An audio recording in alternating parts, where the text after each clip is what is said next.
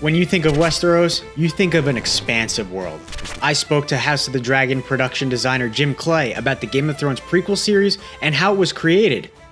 What were your first conversations with Ryan and Miguel when, starting to plan for this? I think we were all very conscious of the fact that we were stepping into the shoes of a very successful predecessor Game of Thrones. We were creating a lot of new worlds and new sets, but I think we wanted to make the audience feel that they were still in fairly familiar territory. We start in King's Landing, where much of the politics and scheming take place, and in particular, the throne room. In the Game of Thrones series, we saw the throne much smaller and less detail around the room. When I asked Clay about the Capitol, he said he and his team created something bigger and more pronounced. We wanted to give a greater feeling of more somber feeling, the real seat of power, the sort of overwhelming scale of this royal family, this Targaryen dynasty, reflected in the architecture. So dwarfing the human frame, dwarfing the human soul with the weight of history of the previous rulers, and we decided to do that by carving those statues into the main columns of the throne room. Every element in that throne represented a fallen warrior.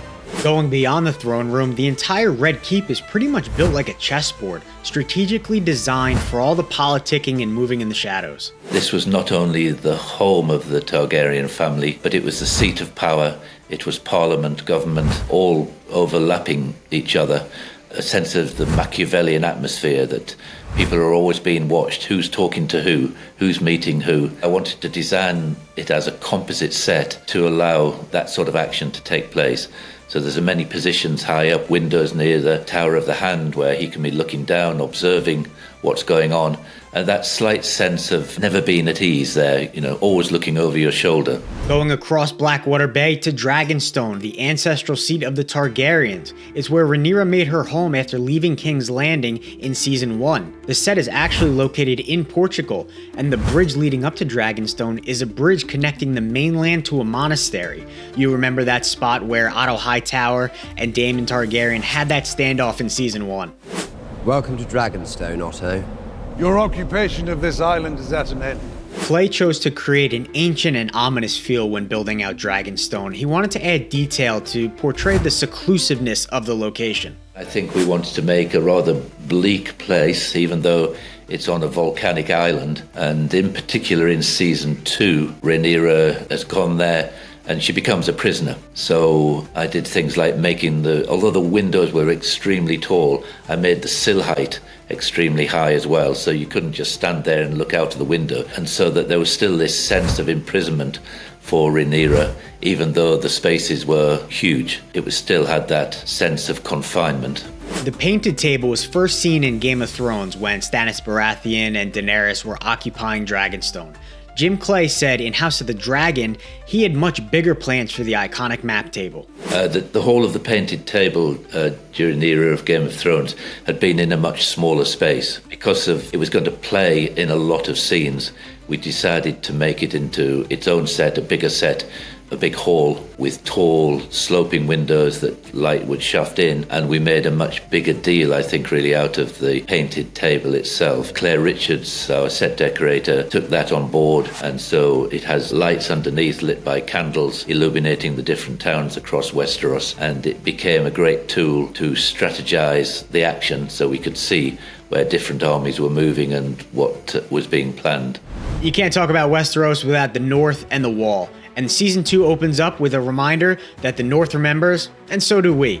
Jacaerys meets with Cregan Stark at the Wall in hopes of forming an alliance. This Season 2 opener was strategically created. I think Ryan was very keen to create these teasers of memory that the audience were fond of. They were iconic sets in Game of Thrones, so we wanted to recreate the spirit of that and just the bleakness of it and the mixture of the honour of serving there against the horror of actually having to do it in those temperatures. And of course, we know no king but the king in the North, whose name is Stark. Starks do not forget their oaths, my prince.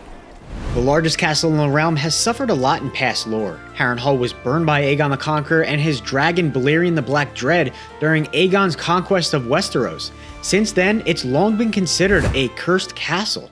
Harrenhal is a cursed castle designed by a deranged mind, was the sort of brief I got. Season 2 features a long stay at Harrenhal by Daemon, full of visions and hallucinations. Now, before getting into the details and kind of the aura of Harrenhal, how far in advance did you have to start planning for such a huge set? A long way in advance for that. I was speaking with Ryan and the writers about the mood of that, and I think it was actually Miguel who gave me this note that the original Harrenhal had been designed by a deranged mind, and that for me was a key piece of information, that it was just a crazy display of power again. Whoever goes who visits Harrenhal just has this rather disturbing experience of not knowing whether you're in time present or time past or even time future. I'm claiming Harrenhal. Apparently so. There were so many psychological details when creating this set of Harrenhal. It's a cold, damp place with water running down through the ceiling and on the walls, adding to all the mystery. He's the rain punisher, Tom. Screws me up every day. Harrenhal, wetter than an otter's pocket. I know. It's this sense of just being ill at ease the entire time you're there. I tried to do that by never really locating the geography. So you never really knew where you were. You turn a corridor from a narrow corridor suddenly into a huge open space, and then you turn another corner and you'd be back into a smaller space, and then you turn around and look behind you at where you've come from, and it wasn't as you remember it. So it's that sort of juxtaposition of different spaces which are all meant to be the same space. Clay said that he designed this as a composite set and not your typical 3-wall set with an open wall for all the cameras. This really allowed the actors to be put into a real space. So when they walk through that door, they are surrounded by the world and they're almost unaware of the camera. And then we would make deliberate decisions to take a wall out where visual effects would take over to give extra scale to it. How much are you working with the VFX team to kind of complement the sets and the world that you're building? Oh, hugely these days. In fact, I've just come out of a weekly visual effects meeting. We're speaking almost every day. I think we just work closely. I design the look and the sets, knowing that I can expand them with visual effects help. And obviously locations we're adapting and expanding. It's a phenomenal asset. And even though, we have an enormous construction budget, you still want to top it up, widen it, deepen it, all those things. Plus, of course, we have dragons. So that's a big element. Yes, we love the dragons, we love the drama, and of course we love the battles, but it's the detailed and enormous scale of the Westeros sets that bring these stories to life. Heading into Season 3, we'll be sure to see more of these comprehensive sets by Jim Clay and his team. This is how Jim Clay and his team created the iconic Westeros, from Dragonstone and King's Landing, all the way up to the north in the Wall. Thank you so much for watching. Stay tuned for more exclusive behind-the-scenes insights on the greatest TV shows and films.